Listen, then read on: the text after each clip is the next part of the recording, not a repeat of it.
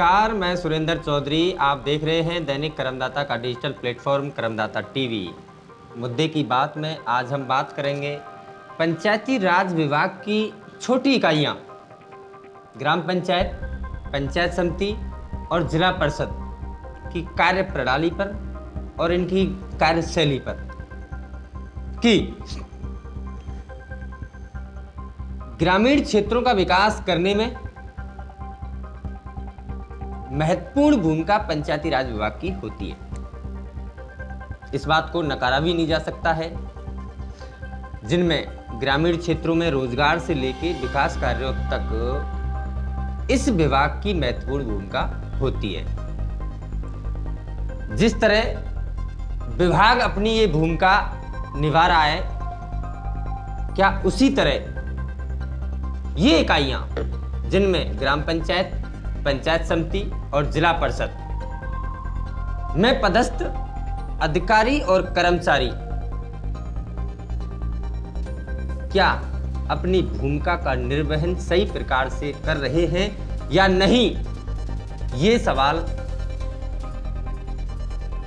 इन संस्थाओं में पदस्थापित अधिकारी कर्मचारियों को आत्मचिंतन करने का है। इस सवाल का जवाब पंचायती राज विभाग की इन इकाइयों जिनमें पंचायत समिति, ग्राम पंचायत और जिला परिषद में पदस्थ अधिकारी और कर्मचारियों ही दे सकते हैं। अब आते हैं मुद्दे की बात पर कि पंचायत समितियां और जिला परिषद की कार्य प्रणाली और जांच करने की शैली पर सवाल क्यों उठते हैं।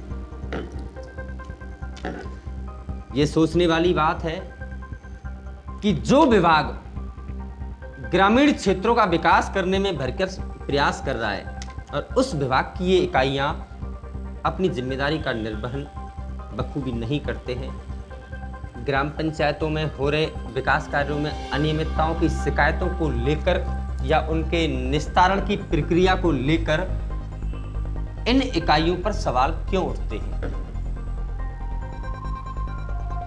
यह बात हमको समझना जरूरी है। ग्राम पंचायत में विकास कार्यों से लेकर अगर ग्राम पंचायतों में कोई भी विकास कार्य शुरू होने से पहले या करने से पहले उस कार्य की एवज में प्रस्ताव तैयार होता है,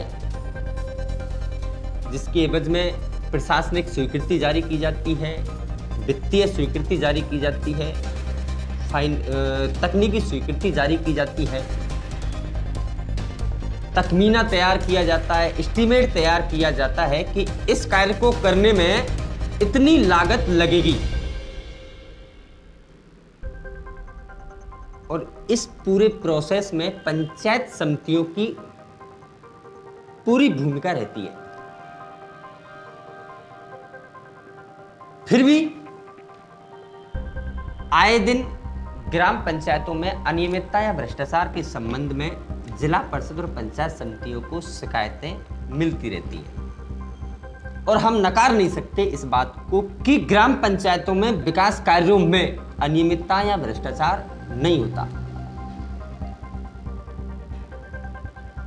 गुणवत्ता को लेके, माल मैटेरियल को लेके कहीं ना कहीं अनियमितताओं की शिकायतें मिलती हैं। जिला परिषद, पंचायत समितियों में शिकायतों का अंबार लगा रहता है और ऐसा नहीं है कि इन शिकायतों की या इन अनियमितताओं की विभाग के इन अधिकारियों को पता नहीं है, बिल्कुल पता है। जब विभाग कोई कार्य कर रहा है या विभाग के अंडर में किसी कार्य का निर्माण कार्य का होना होता है तो विभाग के अधिकारियों को सबको पता रहता है, जिनमें खास करके अभियंता जिनको जयन या एक्सियन, अधिशासी अभियंता, जूनियर इंजीनियर, उनको पता रहता है कि इसमें कितना सामान लगना है, क्या सीमेंट लगनी है, क्या लगना है, जो भी कुछ प्रोसेस होता है वो सब कुछ उनको पता होता है। लेकिन फिर भी ये अधिकारी अपनी आंख बंद कर लेते हैं।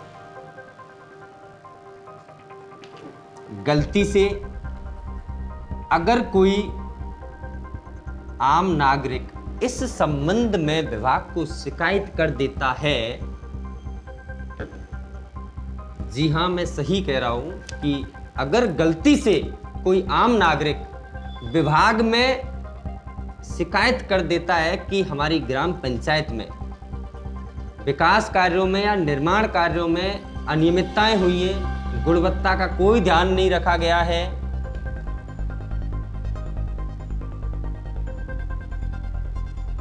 उस शिकायत के संबंध में इनकी कार्यशैली, इनकी जांच प्रणाली जितनी निचले स्तर पर पहुंच जाती है उसका कोई अंदाजा नहीं लगा सकता। इसकी जांच कैसे करनी है, कब करनी है, क्या कभी पंचायत समितियों और जिला परिषदों ने की गई शिकायत के संबंध में क्या शिकायतकर्ता को लिखित में ये सूचित करते हैं कि हम निश्चित दिनांक के पर इनकी जांच करेंगे? क्या उसकी लिखित में शिकायतकर्ता को देते हैं? नहीं देते। शिकायतकर्ता को ये एजेंसियां इतना पता नहीं लगने देती हैं कि हम जांच करने कब आएंगे, उस सरपंच से प्लानिंग कर लेते हैं, उस सरपंच से मिल जाते हैं, उसके बचाव में लग जाते हैं, क्योंकि इनके खून में, इनके शरीर में भ्रष्टाचार दौड़ चुका है।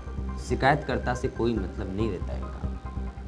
अगर किसी ने शिकायत की है, आप उसकी गहनता से और निष्पक्ष तरीके से जांच करेंगे तो ये हकीकत है, ये विभाग फायदे में पहुंचेगा और हर साल करोड़ों रुपए की रिकवरी, करोड़ों रुपए का राजस्व विभाग को प्राप्त होगा। एक उदाहरण के जरिए मैं आपको बताना चाहता हूं, 18/9/2019 को भरतपुर जिला परिषद कार्यालय के लिए अतिरिक्त मुख्य सचिव पंचायती राज विभाग के कार्यालय से एक पत्र जारी होता है कि अनियमितता भ्रष्टाचार के संबंध में ये शिकायत है, और उस पत्र का क्रमांक है 3448। क्या जिला परिषद के अधिकारी आज दिनांक 26/9/2020, 1 साल 6 दिन जांच नहीं कर पाए?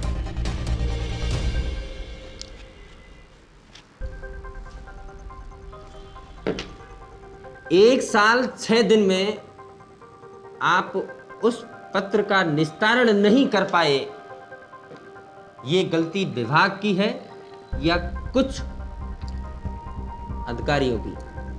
क्या जिला परिषद के अधिकारी बता सकते हैं कि आपने 1 साल 6 दिन में आपने क्या जांच की?